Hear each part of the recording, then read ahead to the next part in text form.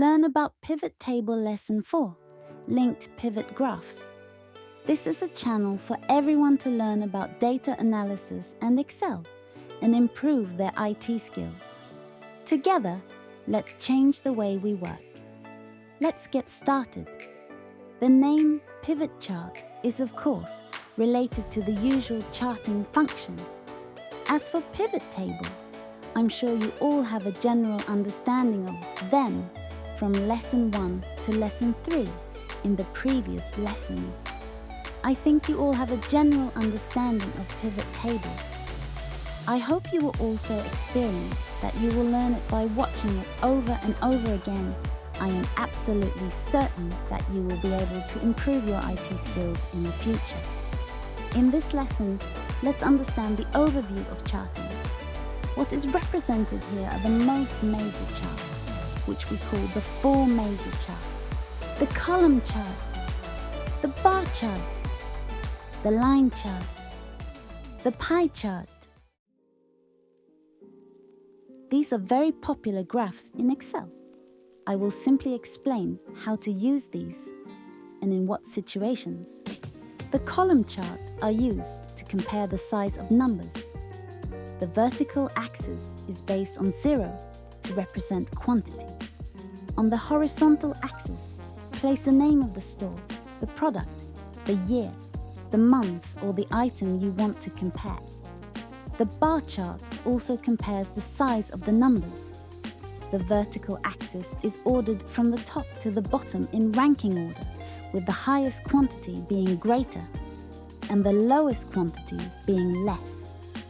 The base point of the horizontal axis starts from 0 to indicate the quantity.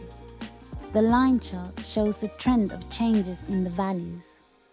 The base point of the vertical axis does not need it to be 0 because it is not the quantity but the change. The horizontal axis should be set to a continuous item such as year, month, or day. The pie chart confirms the breakdown of the numbers. The area confirms the percentage of the breakdown.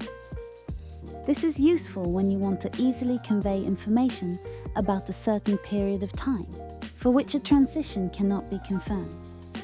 What were the most sold flowers this year? Today, we will try out a line chart on one of these graphs. Which of these charts have you used? Please describe in the comments section what data you use and which charts you use. Now, this will be the culmination of our pivot table series. So let's get started. We will create a pivot graph, which is linked to a pivot table. The image will look like this. And the function on this side is called slicer. By pressing this button, you can filter the data by the conditions of the data. This is an important point. The slicer can be used only with pivot tables and database formats. First, select anywhere in the pivot table. In the Analyze tab of the pivot table, select Pivot Chart. The pivot chart dialog box appears. As you can see, various charts are displayed.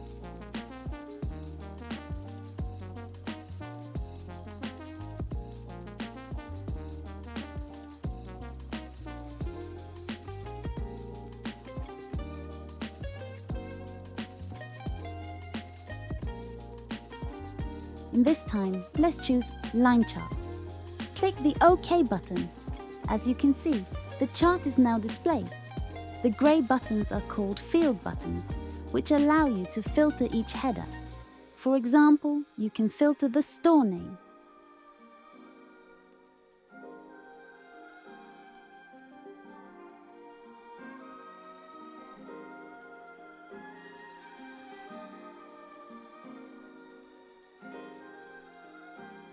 Next, we will explain the slicer. Select the pivot chart and on the pivot chart Analyze tab, insert slicer. You will then see a dialog box like this. The list that appears here shows each of the headers at the top of the database format. If it is not in database format, Slicer will not appear. Let's see. Let's select a store.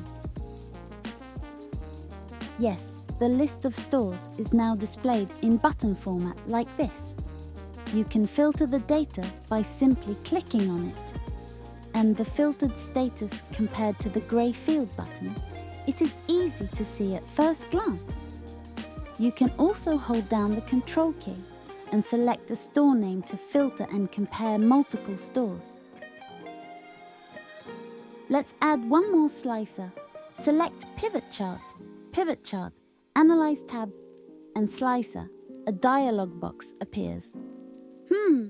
Now let's choose Item. Yes, a slicer with the name of the flower has appeared. Now we can select the sales for each flower in a given store.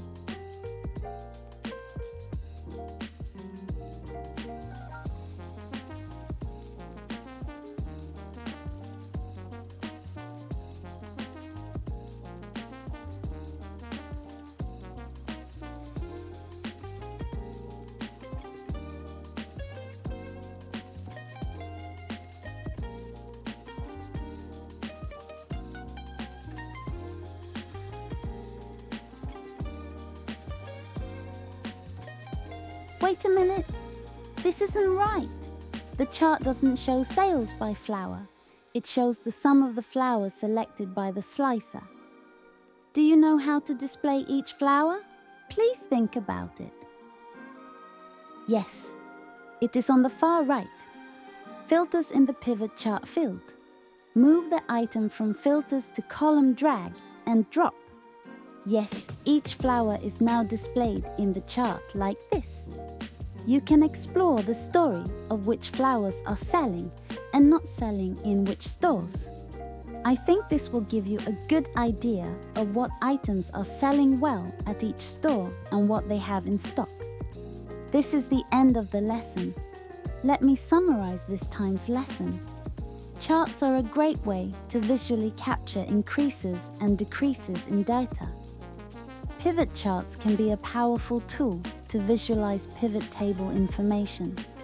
The slicer function makes it easy to narrow down the data.